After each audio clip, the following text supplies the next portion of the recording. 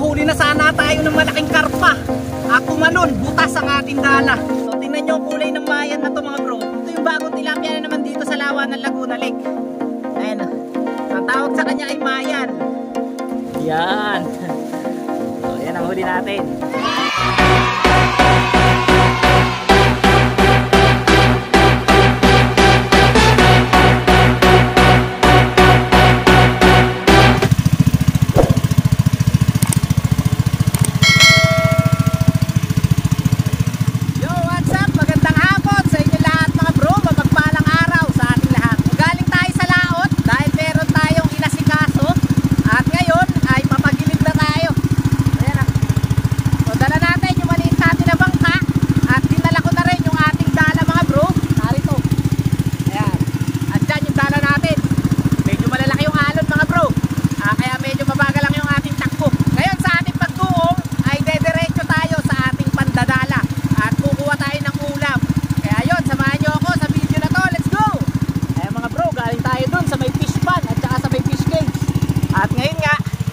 Padoong na tayo.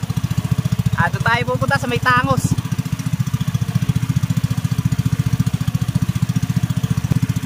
Medyo malalaki yung alon mga bro. Kanina nung papalaot, basa na ako eh.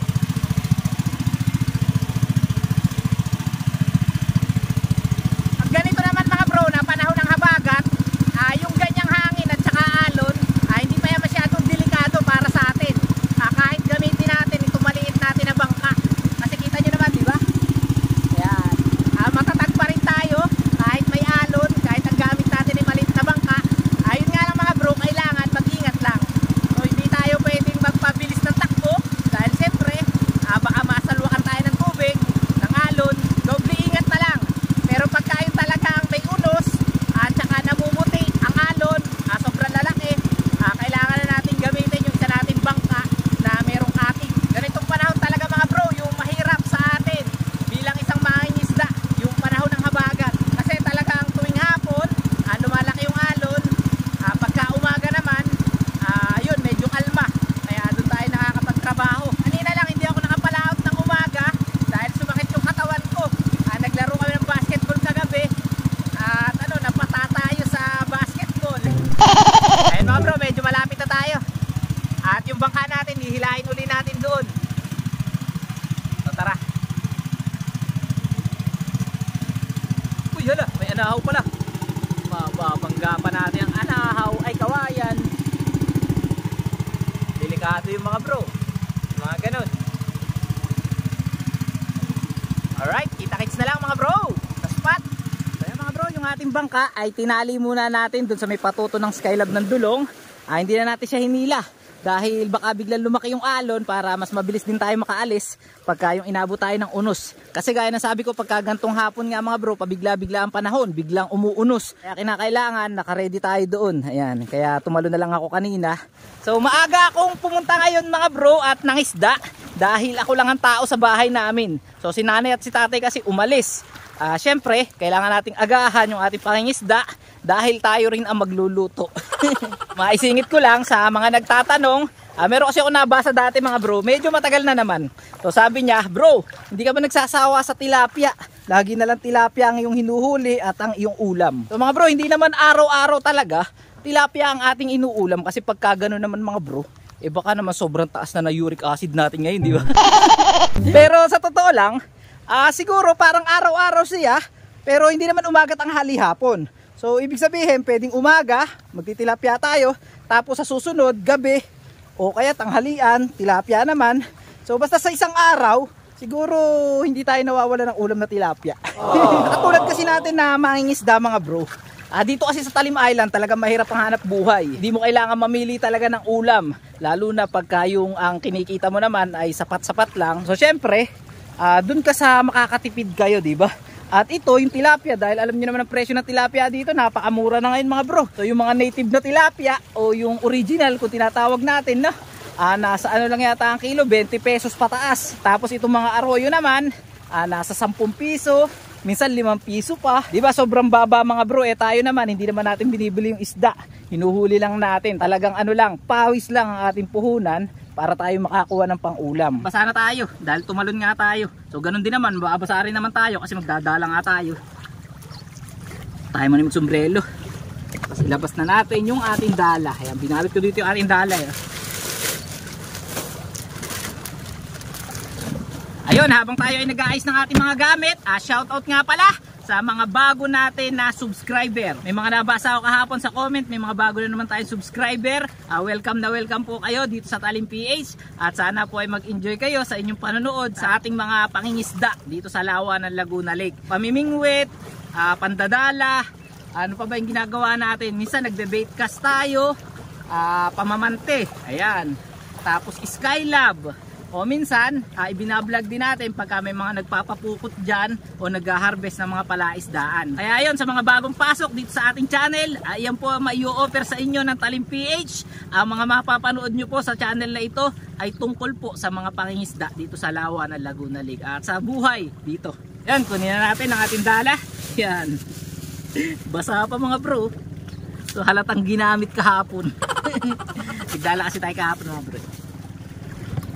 So nga pala mga bro, hindi natin ngayon kasama si Kagawad dahil si Kagawad ay nasa seminar. Nga pala, shout out sa kasama ni Kagawad sa seminar na isa ring Kagawad. Hindi ko matandaan kung taga saan siyang barangay, pero lagi raw siyang nanonood ng Talim PH. Maraming salamat po at shout out po sa inyo. Lalagay ko na lang sa screen ang kanyang pangalan, tatanungin ko na lang kay Kagawad pag uwi. Lagi raw kasi nanonood, talaga nakasubaybay. Kaya maraming salamat po, no? Kahit hindi natin nakakasama si Kagawad dahil busy sa barangay, yun, nakakapag-vlog naman tayo mga bro, kahit tayo lang. Kaya magsama-sama na lang tayo, no? Kahit ako mag-isa lang dito nagsasalita, di ba? Para tayong pag may nakakita sa atin, ba't kaya nagsasalita yung taong yun? Hindi nila alam, nagbablog tayo mga bro. So yan, tara, unang hagis. Sana may mahuli, let's go! So yan, sana naman ay natututo na kayo na magdala. At pag bumili kayo ng dala, sana marunong na kayo. So ganyan lang mga bro, sasamsamin nyo ang tali o yung lubid, tapos diretso ng samsam sa lambat. Ayan, medyo pilipit pa, pero okay lang yan, unang hagis pa lang naman. Tapos pag naipon nyo na ng ganyan mga bro, ay hatiin nyo sa tatlo. Ayan, ito yung isa. Tapos ilagay nyo sa inyong braso hanggang balikat, tapos hatiin nyo yung natira. Ayan, medyo gulo pa yung ating dala. Ayan, pag nahati nyo na mga bro na ganyan, kunin nyo na to, tapos ilagay nyo dito sa kapit nyo, tapos paghiwalayin. So ganyan lang, masahagis na tayo. Tara.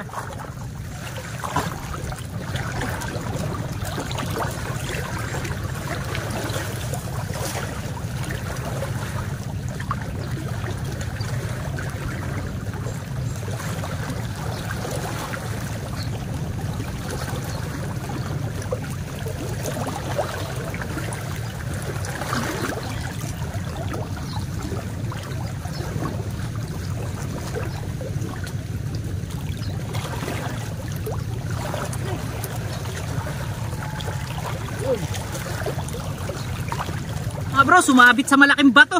Buti na lang nakaisa. Ayan, kaya sinisid natin, baka masira yung ating dala.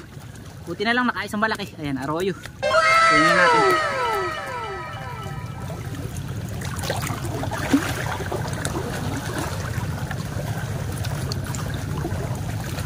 Hey, 1-0.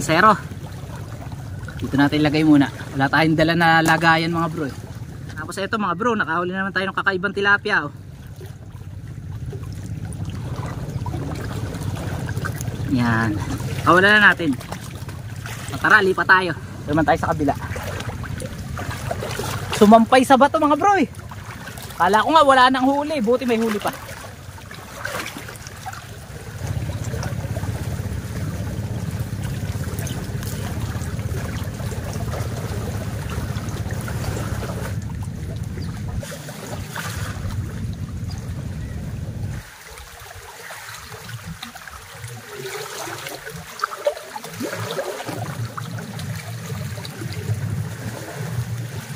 Kaya mga bro, isang piraso. Para mahina ngayon ng pandadala mga bro. Hindi katulad ng mga nakaraan o masyado lang siguro tayo maaga. Hindi natin alam. Hindi muna natin dun. Ay, mahina mga bro. Isang piraso. Agis pa tayo. Para masyado maaga tayo mga bro, no? na pandadala. Kasi siguro mga alas 2 pa lang ngayon eh. Pangkaraniwan nagdadala tayo alas 4 eh. Para nandun na litaw na tilapia. Anyway, tuloy-tuloy lang mga bro.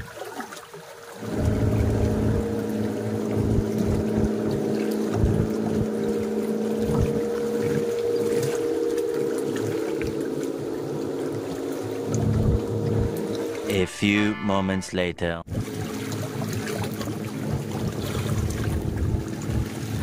Uy!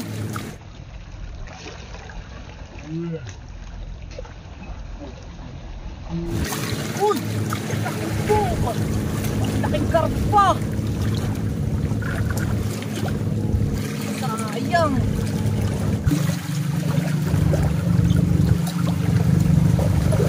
Ako mga bro, sayang! Nakahuli na sana tayo ng malaking karpa at tumalon, butas ang ating dala. Kaya ito, sira ito mga bro, sigurado. Mamaya hanapin natin na sira. May malaki sira ito. Ay, talaga sobrang lakas ng karpa mga bro. Nakahuli na sana tayo ng isang malaki, no? Eh, nakahuli tayo doon ng ilang piraso ba to? 3 piraso. Sayang talaga mga bro. Malaking karpa na sana. May iba na sana ang ating ulam mga bro eh. Karpa na sana eh. Kaso wala tayong magagawa mga bro. Talagang malakas, masisira yung ating lambat. Saklob na saklob pa naman. At 3 piraso tayo mga bro. Saklob na saklob pa naman mga bro yung karpa eh. Hindi pa nadali abo. Wala na. Nakawala na isa. Ay naka mga bro, nakakapanginayang yung ganon. Nakamamaw na sana tayo na karpa. Matagal tayong hindi nakahuli sa dala ng karpa. Tapos yun nga, nakakawala pa. So sayang. So okay lang mga bro, subukan pa natin. So dito naman tayo. So tara.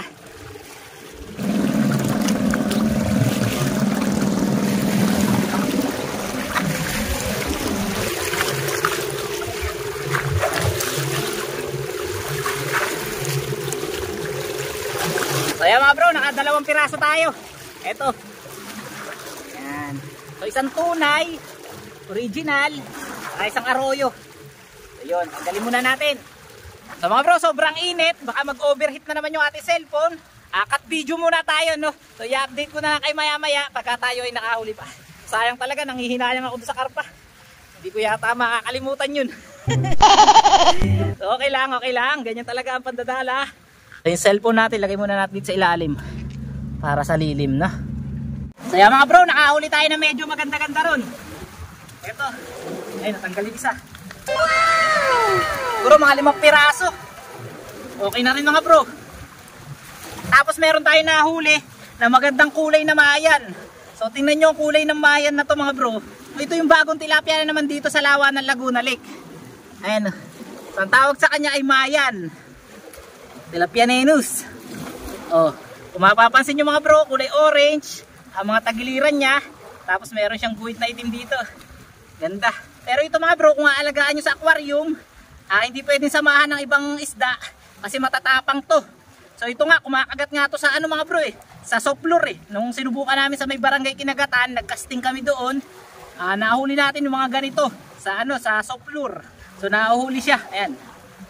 Tapos 5 piraso. Ayan. Marami rin mga bro. Pero sayang talaga yung karpa. Hindi makamove on no, mga bro. So, mga bro, siguro kung ang gamit natin ay yung isa natin dala ay malaki. Matibay kasi yun. 0.40 yun. So ito kasi mga bro, 0.30 lang. Kaya hindi ganun katibay ang lambat nito. Tsaka alam nyo naman, sobrang tagal na rin ang dala na to. Kaya yun, hindi na rin kinaya yung mamaw na karpa na butas. Ito mga bro, maliit lang. Pakawala natin. Ayan, liit lang. Mga bro, susubukan uli natin na humagis doon kung saan nakakawala yung malaking karpa kanina.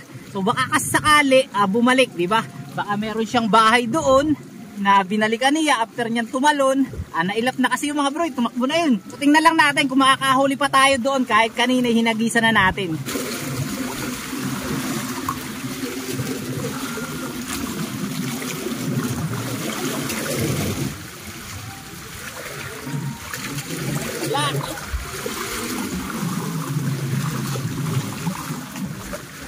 mga bro, wala na rin ng karpa. Nakahuli lang tayo na isang piraso. Ayan. So mga bro, sasamsamin na natin yung ating mga huli at lilipat na tayo ng pwesto. Doon tayo banda sa may bangka natin, sa may balite. Doon naman natin subukan. Kunin ko lang, ilagay ng ating huli. Yan, kuhanin natin ang ating mga huli mga bro. Narito ulit sa may swimming pool. So ito ulit yung mga huli natin mga bro. Lagay na natin sa plastic. Ito, mga tunay. Taba. Ito yung mayan mga bro na ano, ang ganda ng kulay. Yan. Mga royo pa rin. Kota na pala tayo mga bro. Sandaling oras na lang tayo, uwi na tayo. Ayan, ang huli natin. Lagyan natin plastic.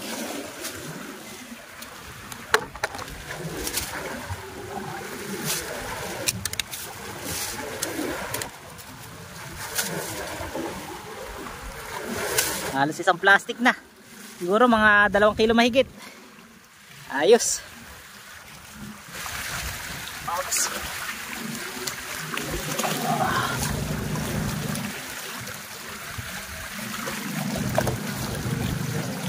Mga bro, narito na nga tayo sa tapat ng ating bangka. Ayan. So dito sa may puno ng balite. So dito naman natin susubukan na maghagis mga bro. Tingnan natin kung meron tayong mahuli. Yung huli natin ay ilalagay muna natin dito. Ayan. So nakarami na rin tayo mga bro. Subukan pa natin dito, baka sakali makadalag pa tayo. O kaya yung karpa na nakakawala, baka dito nasuot no.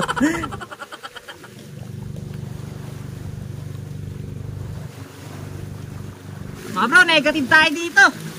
Madaming banlik o yung mga dumi na water lily. Ayan, mga ugat. Dumudumi lang yung ating dala. Nakaulit tayo isang maliit to, pero papakawalan na lang natin. So, uwi na tayo. Time check natin, 3:30 pa lang ng hapon. Maagang maaga tayo makakauwi ngayon mga bro, dahil kota na tayo. So ayan, lumalaki na rin yung alon.